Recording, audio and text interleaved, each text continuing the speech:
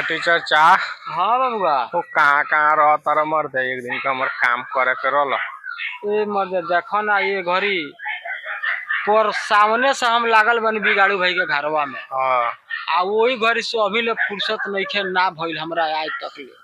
वो केतना घर बनाओ तारा जी साल भर में ना सकरल। देखो मकान आ हम्म मुकादमा हम्म जब ले पैसा रहेला नु हम्म तब ले उ खत्म जीवन में होइए नहीं कर सकत। देखो मकान बा एक मंजिल बना दहल छत डाल दहल फिर पैसा कहना से आ गई 2 मंजिल ठोक द सही कहता है। फिर कहना से पैसा आ गई 3 मंजिल ठोक द वही तरह का है मुकादमा।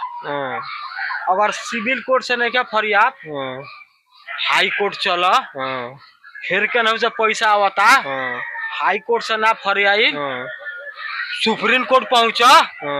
देखो ये 2 चीज ऐसा बा ये जितना लोग का लगा पैसा रहेला नु उतना लोग लाइट बार के खोजत रहेला।